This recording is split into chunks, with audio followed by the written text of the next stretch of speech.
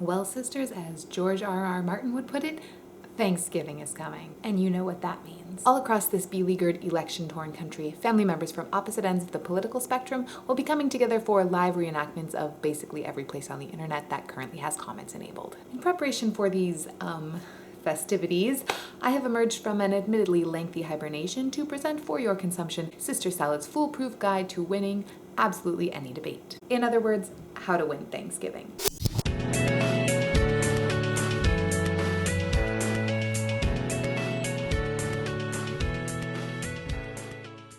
That's right, internet trolls and educated ideologues alike, you may rejoice, for at long last the secret to the victory that you have been craving has arrived. Conveniently packaged in a 2-part video series. Unfortunately, I don't think you're gonna like the answer very much, because the secret to winning a debate is stop treating it like a debate and turn it into a discussion. So what exactly is the difference between a debate and a discussion? In a debate, you're trying to score points. You start off with a firm allegiance to a predetermined side, and you have no intention of changing it. In theory, you're trying to convince the other person who happens to hold the exactly contradictory position to come over to your side, but in actuality, you probably have no expectation that they will do this. At best, you can hope to sway some as yet undecided people in the audience that you're right, but mostly what you're trying to do is make more and stronger points in favor of your side and against the other than your opponent manages to make in favor of their side and against yours. It's like two people in separate castles fighting a war.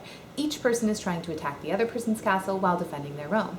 Neither of you is likely to decide to come live in the other person's castle. You're committed to your own castle, and you're just hoping it comes through the battle comparatively unscathed. In a discussion, on the other hand, you're trying to come to a deeper and more accurate understanding of an issue. You may have a pre-existing viewpoint on the topic, but you acknowledge it as incomplete and imperfect. You believe the other person may have some information that you don't, or a different way of looking at things that you haven't yet considered, which might help you come to a better way of thinking about the topic at hand. You present your own case not so that you can convince anyone that it's right, but in order to lay out the current landscape of your thinking on the matter so that the other person can help you find any gaps or flaws you haven't yet discovered. You're not concerned with proving or defending anything.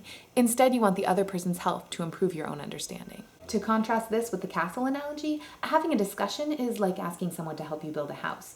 You may have started building your house with the tools and resources on hand, but if someone else comes along with new supplies that can be useful to you, you'll gladly incorporate them into your construction. Ultimately, I would argue that debates are mostly pointless. They're founded on the presumption that there's one side that has everything right, while the other side has everything wrong. Well, newsflash. Nothing is that simple. In the case of the recent election, for example, it may seem that your candidate was the only reasonable choice, and voting for the other candidate may seem entirely unfathomable. But this is mostly the result of the information silos we wall ourselves into, where we're exposed to countless positive messages about our side and negative messages about the other side, and none of the reverse. In truth, there are always weaknesses in our side and strengths in the other side. And it's only by acknowledging these, and ultimately letting go of the whole notion of affiliating ourselves with one side or the other, and instead focusing on working together to figure out the problems our society faces and the best ways to address them, that will ever accomplish anything positive or productive. That is the goal of a discussion. Discussions are meaningful. Discussions move us forward. They build something new. In a debate, nobody wins. Everyone just walks away feeling some combination of vindicated and frustrated. In a discussion, everyone can win because we're all working together, sharing our knowledge and insights in order to arrive at a stronger, more nuanced understanding and a better plan for how to move forward. So that's the secret to winning that inevitable, agonizing political debate this Thanksgiving. Turn it into a discussion. Wondering how to do that? Click here to watch part 2 of this video series, and I'll break it down for you.